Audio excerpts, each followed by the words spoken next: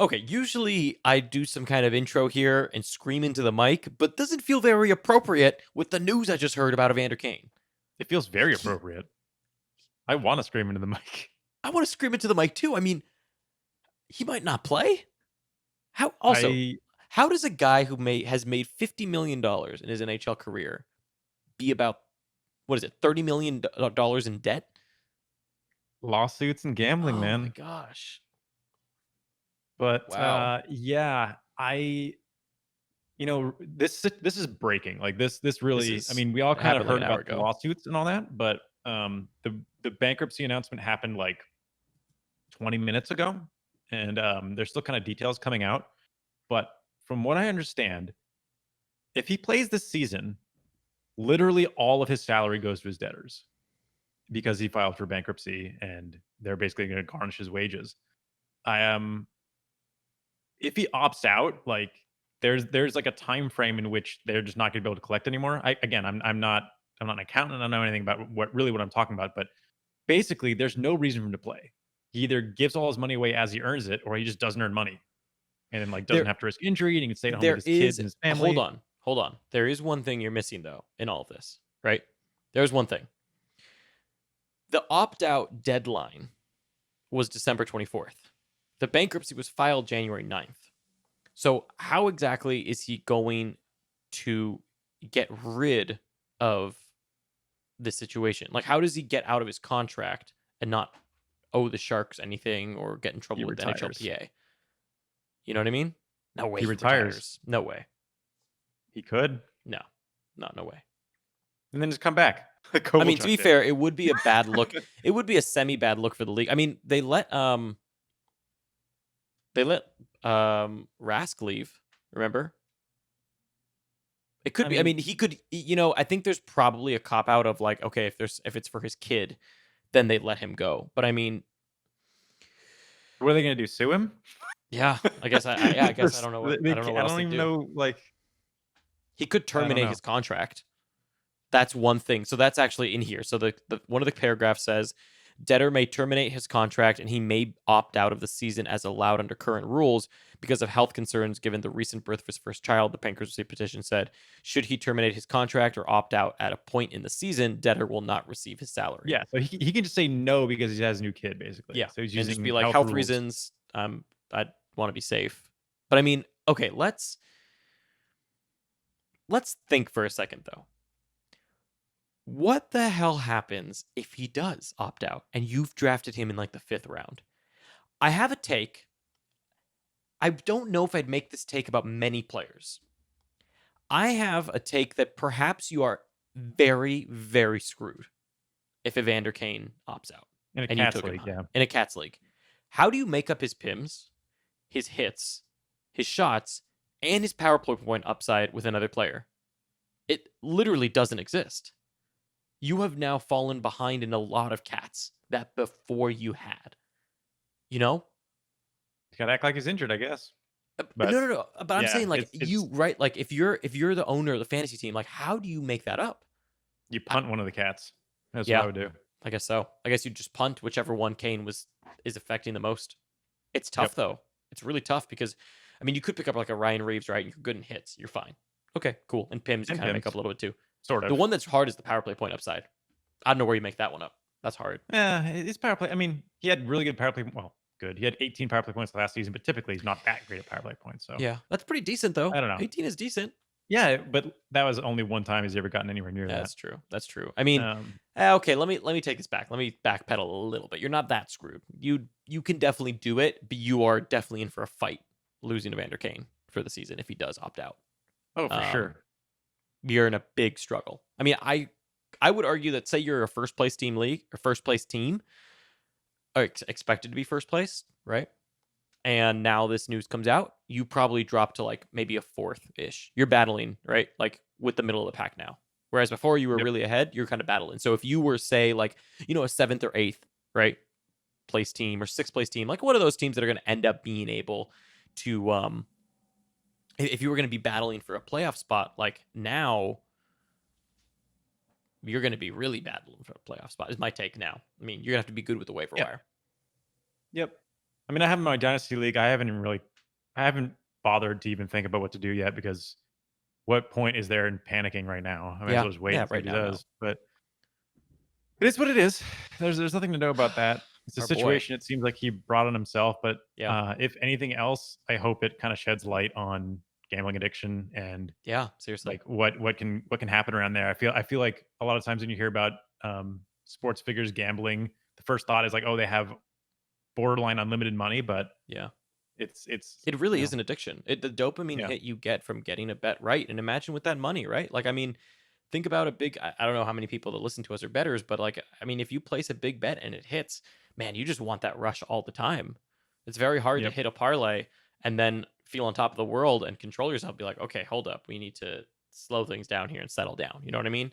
So I Yeah. think like this, like you said, I think this is especially in the US. You know, I think in the UK and in Australia, where betting is much more prominent, people kind of know what betting addiction looks like.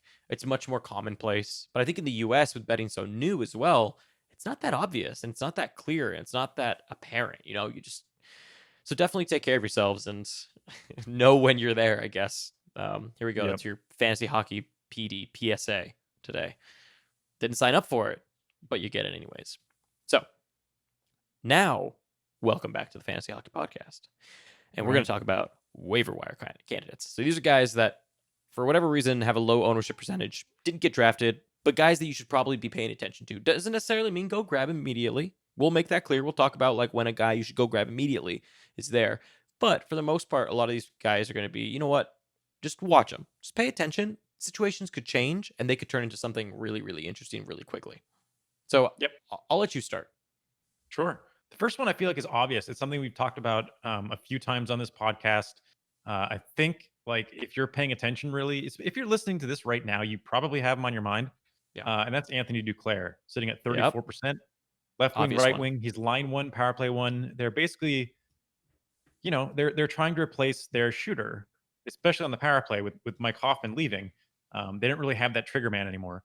If Duclair can be that, that is great news for him. Now we've seen Duclair be, he's shown flashes of very strong offensive play, but it being unreliable. So I actually think this is a player that I'd pick up immediately. I've drafted him several times so Yeah. far in late rounds, and his upside is great. And even if he falls off, I do think the start of his season is going to be very good. And it's just a matter of if he can keep Yeah. it up. I picked him up too. I mean, he's in the Hoffman slot, right? On the power play. He That other must be. point slot. Honestly, I haven't looked, but where else would he go? Like Yeah, it makes so much sense. I'm pretty sure he's in that other Hoffman slot. And I mean, Hoffman just feasted on power play points last year. And if Duclair can Yep. even do a little bit of that, I mean, you're looking at a huge increase in production. Points leagues, cats leagues, doesn't really matter, honestly. I mean, Right. you're looking at him being worth it in virtually every league. So, I mean, Mhm. if you're in a shallower league, it's a little bit different. But if you're in a deeper league, even a 12-person league and he's out there, I mean, you've got to really consider maybe it's worth picking him up. Like if you picked up, for example, I'm just going to give some examples of guys who are highly owned and I wouldn't have. Tatar, questionable. Toffoli, I would absolutely have Duclair over Toffoli. What about some of the one of the ones I wanted to ask you about? How about some of the other interesting ones? What about Olafson? Would you rather have Duclair or Olafson? Probably Olafson, but not by much. I just think he's a little bit more secure. Okay. What about you? You know what I do like about Duclair is the fact that Jonathan Quenville went out of his way to say that Duclair is going to be on the top line. Yeah. I liked that So a lot. the funny thing is, if you told me now that Duclair would be line one, power play one all season, I would definitely like him over Olafson. Yeah. And I think as long as he is in that position, he is better than Olafson and better than a few other guys. He's better than Ehlers even. Yeah. But it's just I don't know Can how he keep much it? confidence I have in that. And considering his ownership, I feel like a lot of people aren't aware anyway. So he's a little bit. You can kind of wait on him longer than those guys potentially. Yeah. Yeah. I think like one of the interesting things about him is, like you said, if he keeps it, of course. But the other thing to me is I don't really know who takes it. I think the only person Yeah. that could take it Owen later in the Tippett, season is maybe. Owen Tippett. Yeah.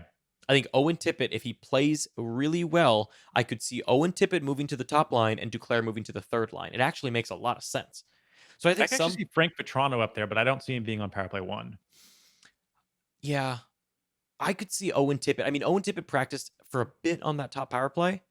I feel like they're combing Owen Tippett to take that top right wing slot. I think. I Maybe. I think don't know is if it's this what. season though.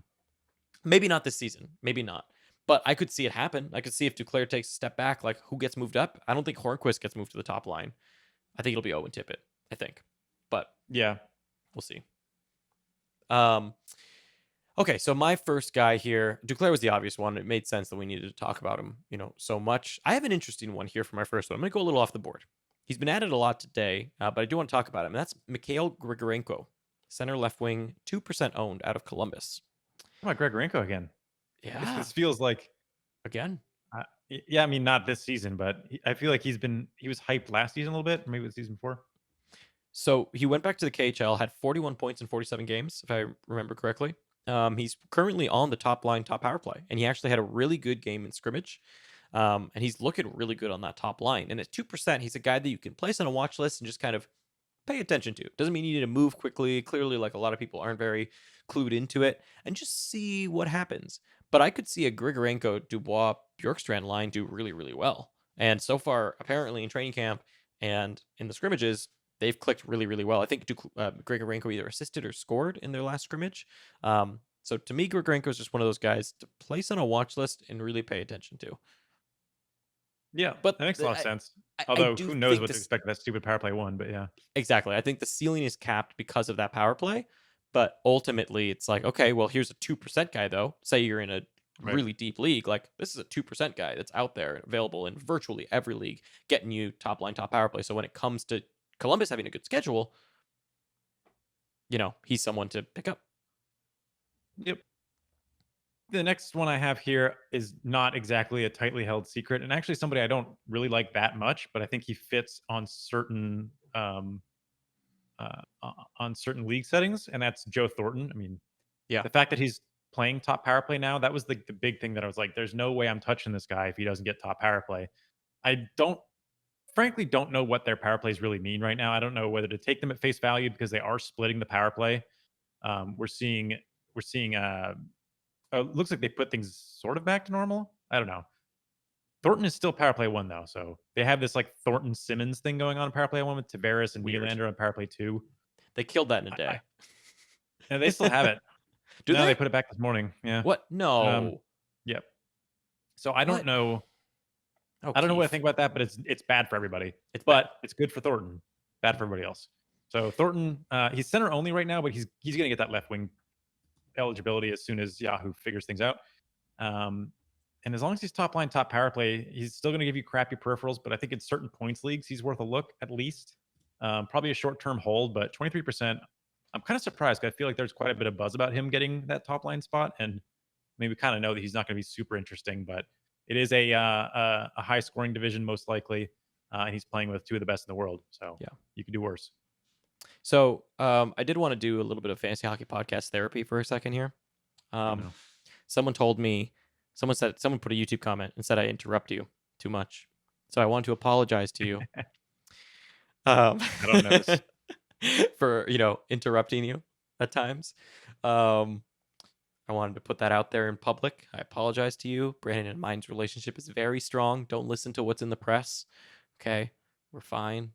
I interrupt him occasionally, but you know what? We're working on it, and we're gonna get through it. Also, on top of that, there was a review that had someone left us a review. By the way, if you haven't already before, please leave us a review. It really does help out the podcast a ton. Because of some reviews, actually, we jumped up to the number one fantasy podcast in all of Canada and into the top 10 for the sports category, which is huge. So thank you so much to everyone that has helped us get there. Definitely leave a review. It helps a lot. But anyways, someone left us a review. It looks like the name probably is Tom, and the title was Accusation of Collusion. Hey guys, love the pod. I'm in a standard 12-team Yahoo league and got a trade offer. His OV for my Brady Tkachuk. Since it's a public league with average/below average managers, I 100% was sure it'll get vetoed. However, it didn't. Now everyone is accusing me of collusion. I truly don't know who the manager is that sent me the trade. Never met him. Never played any fantasy with him or her. Please settle. By the way, I love Brady this year and kind of reached for him at 28. I mean, it's a crazy trade. It's like I would never send that trade myself, but yeah. I don't think it's like a wild trade. Like if someone doesn't 100% know what they're doing, it's a reasonable trade offer, I think. It's sounds like a manager that doesn't know a whole lot, that's sorted by Yeah. rank and just went for number 1 somewhere, Yeah. right? So Because Brady in the league, I'm guessing this is a PIM league as well. yes. If you sort by rank, Brady's Oh, either standard. above or right next to OV, so Yeah. could be. It is Either a way, it's a standard bad league. trade, but yeah. Yeah. Oh, that's weird then. Yeah. It is weird. I mean, I think at the end of the day, definitely not collusion. Also, like we said in the league settings episode, vetoes should literally only be for collusion and proved collusion. It should not be necessarily to maintain fairness. Unless there's a new person and they're getting fleeced, that's a little different. You can give them a one-time exception. Okay, so now that we've done all of that, let me wait. Is it your guy next? No, it's me next. I've completely lost the plot. You know what? You take one of yours because I did therapy. I went to therapy, reminisced, and had a moment of luminescence. And I also Okay. read the review. So you do someone. This is a mess. You do someone. Trevor Zegras is my next one at 14%. Oh, He currently has center eligibility. I think, he hasn't, we haven't really seen where he's going to be, but the speculation I've seen is that he'll wind up on Getzlav's wing, which makes a good amount of sense. You have to assume after such a strong MVP winning World Juniors appearance that he's got to be about as ready as you can get for a guy his age. And Anaheim could use him if they want. They actually have a reasonable shot in a pretty weak division to squeak in at 4th. Um, I say reasonable. I really mean reasonable. It's not like yeah. I don't think they're going to necessarily, but they could. They certainly could. So I think that once he gets that left wing eligibility, it'll help a lot. It seems like the word is out a little bit with him being 14% already. I think that it makes sense for him to be power play 1 as well, because all they have right now really for power play 1 is Henrique or Getzlav, Mm. probably not both. And then Raquel, of course, and probably Silverberg, and then an empty spot, which makes sense to go to somebody that has a lot of offensive skill. Yeah. So makes a lot of sense to me. This is not somebody I would pick up immediately. It's somebody I'd throw on a watch list, see where he winds up. Practice lines, which should be coming out, I mean, any day. I mean, they only have one more day to check it out, They really. do. So Most rosters are being set. yeah, I don't, I can't see why they would not have him make it out of camp, but we'll see. Yeah. I have two guys here that are kind of interesting. I have two New York Ranger players. You probably know the two that I'm going to talk about. I think they're kind of obvious to an extent. So my first one here is going to be Capo Caco, right wing, 34% owned. Apparently, he's looked night and day, according to David Quinn. And I do like to listen to what coaches say in camp, especially the vocal ones like David Quinn and John Quenville, because what they say I think does matter, right? It's giving you a little bit of an insight into what they think. So David Quinn has really liked Capo Caco's game so far. He's playing on a line with Panarin. That's pretty big for him. And if he actually does come in and is playing completely differently, he has a shot at that top power play too. I think right now Lafreniere is holding on to it. But I could see that changing pretty quickly and moving Lafreniere to the second power play and keeping, especially if Kako is playing with Panarin, it makes sense to potentially put him on that top right wing slot on the power play and have him be back with Panarin. So something to watch, but Capo Caco is certainly someone that could get very, very interesting very quickly because of that line of Strome and Panarin alongside him. And honestly, I don't see him losing that spot. Who's below him? Julien Gauthier and Phil Giuseppe. Who's taking his right wing spot there with Strome and Panarin? I think he's pretty locked in. I think what I could see them doing is maybe putting Lafreniere over on the right wing where Kako is, or bringing Buchnevich down and putting Kako on the first and Buchnevich on the second, but I don't see that happening. So I do like Kako. The other guy to pay attention to, and this is in deeper leagues, this is not necessarily for most standard leagues, but Keandre Miller, 1% owned defenseman on the Rangers. He looks like he's going to make the team. With this one. Oh, I'm reaching with this one, but he's going to be paired with Trouba. It is a really interesting pairing. I do like it a lot. He could get a lot of minutes if he sees 5-on-5 time with Trouba. So it's a reach. It's a 1%, but I know that there's a lot of dynasty people out there, a lot of keeper people out there. And so Keandre Miller making the squad is huge. And I feel like it's really not gotten a lot of press. Outside of like in the Rangers circles, I haven't seen a lot of talk about Keandre Miller making the squad with Jacob Trouba. So someone absolutely, in my opinion, to watch. I wouldn't go grab him. It's exciting, especially for the Rangers' future. Tony DeAngelo is now on the third pairing with one of Jack Johnson or Brendan Smith. He can't be happy about that, but honestly, I don't care. So, yeah, Keandre Miller, 1%. interesting little watch.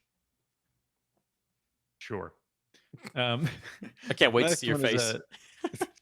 Jesse Pugliarvi at I like that. 19% right wing. Again, I think this is depending on how deep your draft is, you could draft him, but it's more of a watch because right now he is playing third line. He is not on that top power play, but there's not a whole lot of wing depth in general on Edmonton. It's always been the main. It's not like they don't have centers, right? They if their wings were as good as their centers were, they'd be like a Stanley Cup winning team, even with the lack of defense. Because they're truly their centers are Ryan Nugent-Hopkins, Leon Draisaitl, and McDavid, but they have so few wingers that there makes no point to have such a good player be your third line center in RNH. So anyway, Pugliarvi could come out and be a decent winger for them if he gets in a place to play next to one of McDavid or Draisaitl, which I feel like he should at least get some reps at those positions at some point. Probably won't start the season there. Probably won't start the season power play 1. But if he moves onto those lines, especially if there's an injury or they decide Cassian's not the right person or whatever, he should be on your radar. I think we have 2 shares of him in the listener league so far. Yeah. So, I mean, again, we're holding him with a really short leash, but even if we drop him, we'll be paying attention. The other guy that I want to talk about that's a young guy, he's out of Vancouver, and that is Niels Hoglander. 6% owned. Again, not one of those guys to go and grab immediately. I actually don't see a way he ever gets onto that top power play without an injury. Yep. It's just so set in stone there that I don't see how Hoglander makes it up there. But at 5-on-5 and 6%, like again in deeper leagues, like just something interesting. He's playing with Pearson and Horvat. Horvat does play a lot of minutes. Apparently, Hoglander's clicked really, really well with the squad. So just someone I figured I'd kind of throw out there as a watch. Now, because I've been giving you so many, I mean, Brandon's suggestions really have been much better than mine so far. So I'll give you a real one here. Dennis Gurianov, left wing, right wing, 27% owned on Dallas. A very interesting situation. I mean, it's Dallas, and you know how much we like Dallas for offensive, potential. But if there was an opportunity for Gurianov to ever do anything, it is now. He's on that top line with Ben and Hintz, and he's also currently on the top power play, which Hintz is not. I would have put Hintz on here, but Hintz isn't practicing top power play. Gurianov is. What I also like is that Gurianov is actually on one of the face-off circles, which is very interesting. So it's Klingberg and Gurianov at the points, and then you've got Radulov and Jamie Benn, and then Pavelski is the butt goal guy, or technically he's the tipping guy because he's really good at tips. He's not great at butt goals. Yeah, very good at tipping, but not great at the butt goals. No, butt goals take much more skill than tipping. He just doesn't have that. He doesn't have that quality. So anyways, Gurianov for me, if you're going to gamble on a guy on Dallas, it's Gurianov to gamble on, in my opinion. And he's done well before when he's been given this opportunity. And I feel like Hintz is getting more of the attention, but with Hintz being power play too, I'm just not really as interested. I like Gurianov way, way more. Yeah, I could see. I mean, I don't know what to expect from that top power play line, but things as they are now, I do like Gurianov more as well. Yeah. The next one here is Adam Boquist, 8% on D. He is getting power play 1 looks. Now, we don't know if that'll stick, so this is once again somebody to watch. We also don't know really what he is capable of. We know that he comes with quite a bit of pedigree from his youth career, but we don't really know if he's going to be willing to take shots or use the body or any of that. So he could wind up being what seems to be the thing lately with every young defender in like a very 0-calorie point getter. So somebody you can't rely on for shots or hits or blocks or anything else except for points. And it's getting a little tiring, if I'm honest. So hopefully we get to see something more than just points out of him. But if it's just points, I'll take it. I'm going to stick with my trend here of terrible teams and go to Nico Hischier, center on the New Jersey Devils, 37% owned right now. He is injured, but when he comes back, he's pretty much guaranteed. I don't want to say guaranteed to get that top line, but I'd say there's a very good chance that Nico Hischier gets that top line spot, which would be with Gusev and Paul Mary, which would push Jack Hughes to the second line with Merkley and Janssen. And then Sajak down to the third line. And I would assume as well that he also takes over that top power play unit with Palmieri, Saka, Gusev, and PK Subban. So to me, Nico Hischier is just one of those guys that you watch. You see what happens when he comes back. He is their best center by quite a margin, at least as much as you trust, Daily Faceoff and Corsica and all the ratings and Dom and everyone, they have Nico Hischier as the best center. Again, like we've talked about before, right? Jack Hughes, great. I think he's going to have a great regular season. He's going to bounce back a little bit. But I still think Hischier is the best center. And I think they're going to need to be at least a little bit competitive. So I think they're going to place Hischier back up there. So it's hard to fit a center in, especially a pure center, I think, when you've probably drafted quite a bit if you're in a positions league. I mean, I'm already benching Larkin or Monahan this upcoming week. So I know it's tough, but Hischier is someone I'd watch if the Devils ever have a good schedule. So I'll mention a center I like more than Hischier and is lower owned. Interesting. And that is Vincent Trocheck. 23%. If Svech's second line deployment is good for anybody, it's Trocheck. But as well, and this isn't just a one-off, Trocheck has been power play 1 all camp. Ooh, I don't really see a reason why they would change that. The last time Vincent Trocheck played power play 1 in Florida, he led the team in power play points. That was, of course, the next season when everybody lost their minds on him, including us. Honestly, I thought he was very worth the 4th and 5th round picks that he was being taken in. But to be fair, he lost power play 1. He lost power play 1, and we saw that in camp, and we all kind of went, that doesn't make any sense. They'll change it, and they never did, and he didn't recover. Yeah. So I don't think we should be sitting here expecting anything like his Florida season was, but we do know that he has power play upside. We do know. I mean, think about that Hurricanes power play 1 now. Sebastian Aho, Turbo, Dougie Hamilton, Andrei Svechnikov, and Vincent Trocheck. It is filthy. That is nasty. It's one of the better lines in the league for power play. And he obviously knows how to get involved. So I think that he could have a bit of a resurgence here. It's actually some of our Patreon listeners pointed him out quite a bit in some of our drafts. And that's kind of what got him on my radar. I had not realized that he was practicing in power play 1. I didn't either. It's a big difference for him. That is really interesting. Also center only, which does make him hard again to stream in late. But I definitely like him for a late round guy if you have room for him. And he's a guy I would pick up now. Yeah. You would pick up Trocheck now? Yes. Interesting. I would.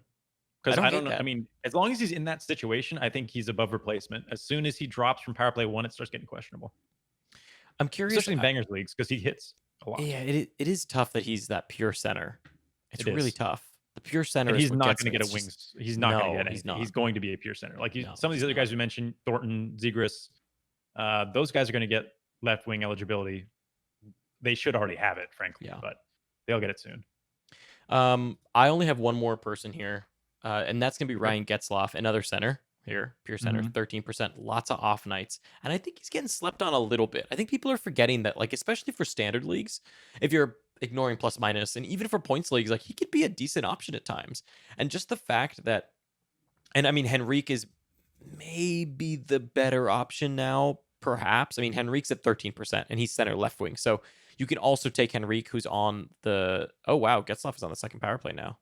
I take it back. Can I change my person to Henrique? Can I do that? I have Henrique, but yeah, go ahead. Do you really? Okay, so yeah, Henrique is the guy that 13%, top power play, top line, center left wing as well. Like, I actually really like that, and they have a lot of off nights. So that was a really interesting one.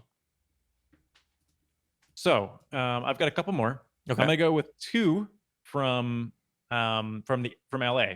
Believe it or not. Wow. The one I like more probably is, and let me preface this with saying LA has more off nights than any team in the league.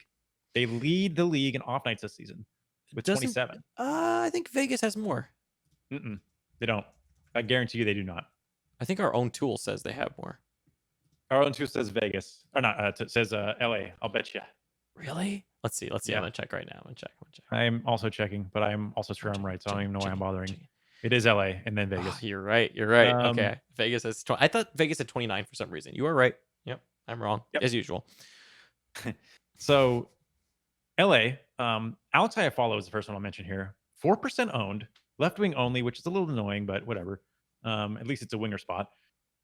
He's first line, first power play. Again, playing most off nights in the league, and we saw him increase his point production year over year. It seems very plausible he could do that again this season.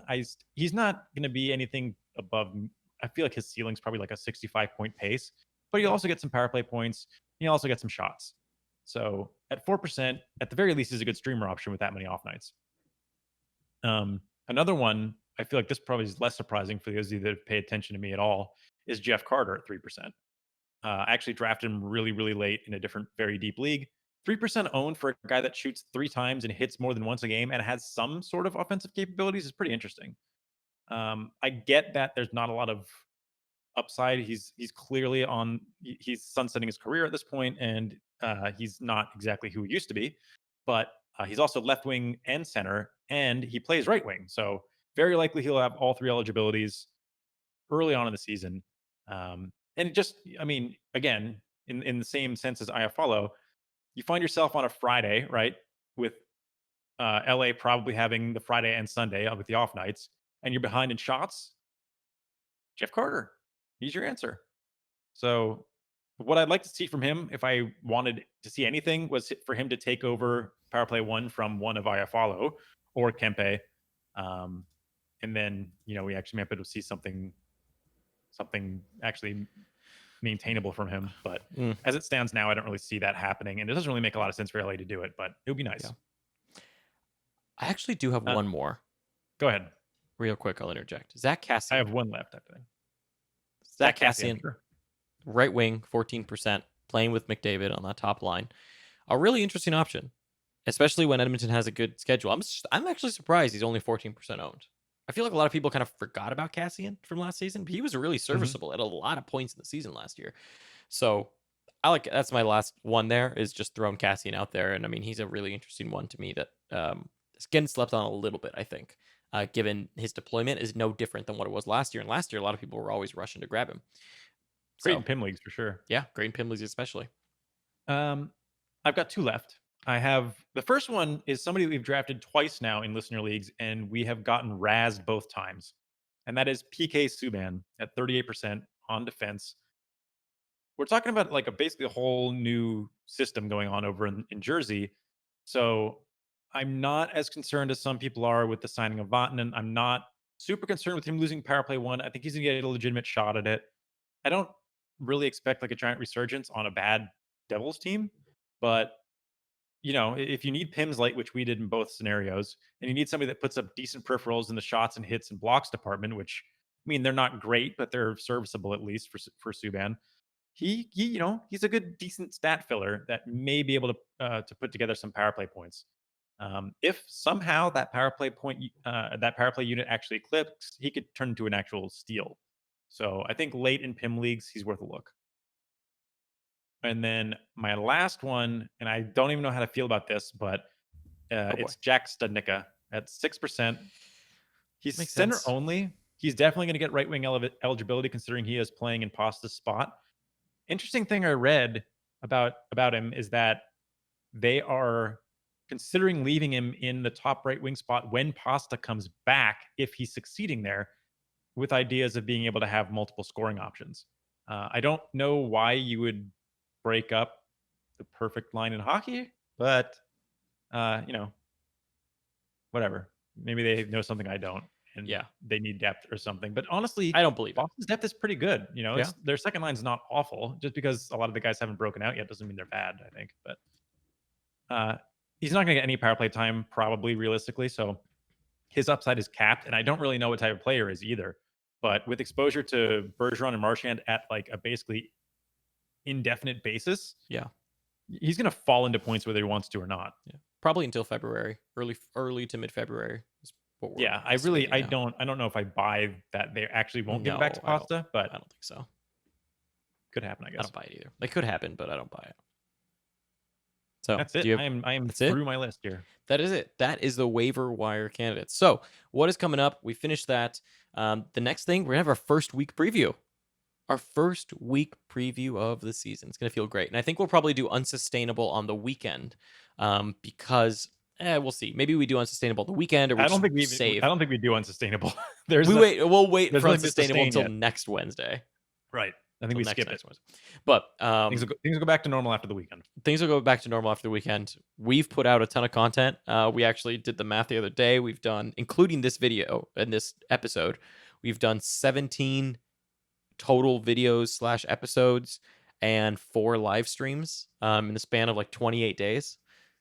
It's pretty nuts. We usually do preseason in about 45 days, give or take. Yeah. So compressed it all about by half. And we usually don't do live streams like that in preseason, but And we normally don't do live streams in preseason. you guys came out. We didn't plan on You it guys this time. turned We were out. going to do one live stream Yeah. for one draft, and so many of you came out to watch us. We were like, it was amazing. So Yeah. we just kept doing them. You guys kept coming. So, and we'll sure. be bringing We'll back do more of them. yeah, we'll be bringing back sit start Saturdays. There's might have to be some in-week sit start episodes because there's a lot of this. For example, this Tuesday and Thursday is insane for starts coming up. Or not Tuesday, sorry. Thursday and I think Saturday. Yeah, Thursday and Saturday. So maybe we'll do a sit start Saturday this Saturday.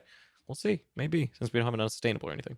Anyways, thank you so much for listening. We will catch you for the week preview. Yep. Thanks for listening.